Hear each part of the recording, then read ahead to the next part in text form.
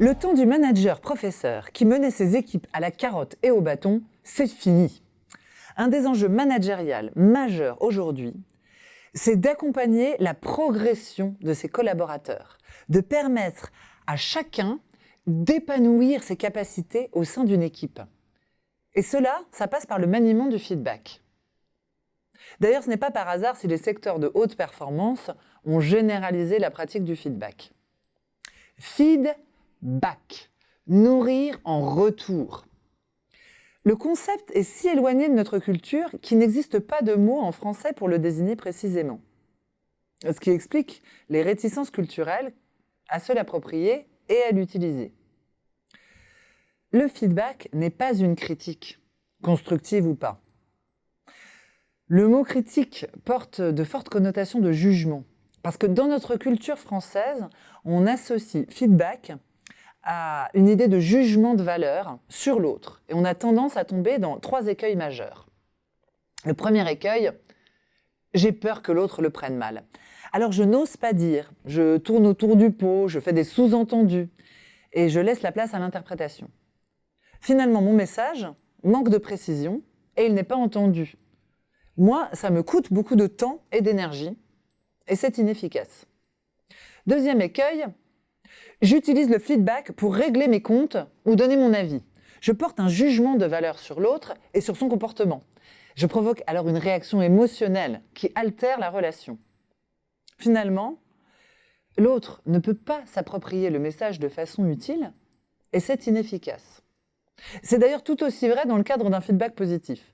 Lorsqu'on me dit « c'est vraiment super ce que tu fais », peut-être que c'est agréable, ça me fait plaisir, mais ça ne m'est d'aucune utilité. Je n'en ressors pas grandi. Troisième écueil, je confonds faire un feedback et donner un ordre. J'explique à l'autre le comportement que j'attends de lui et ce que je veux qu'il change. S'il est docile, il le fera. Mais il n'aura rien appris. L'efficacité dans ce cas-là est court-termiste et relative. En réalité, le feedback, c'est un cadeau. L'offrir à l'autre une observation neutre et objective d'une situation donnée.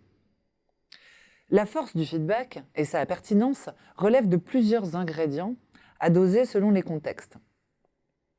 La disponibilité.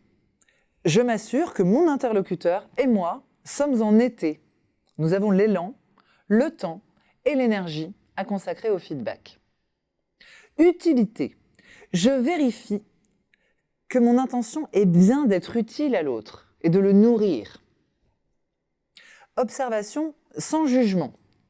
Je m'appuie sur des faits précis et objectifs, sans généralisation ni évaluation. Lien de cause à effet. Je souligne l'impact des faits observés. Et enfin, connexion. Je m'intéresse sincèrement à l'autre et à sa réaction. Lorsqu'il est pratiqué dans les règles de l'art, le feedback ne fait pas mal. On peut le consommer sans modération, avec ses collaborateurs, mais aussi entre pairs ou avec sa hiérarchie. Et il contribue à développer dans une équipe un état d'esprit de développement. C'est un outil de transformation et de performance. Qu'il est grisant de pouvoir tout dire à qui peut tout entendre, se réjouissait Frédéric Dard. C'est un peu comme avec l'humour. Tout dire d'accord, mais pas n'importe comment.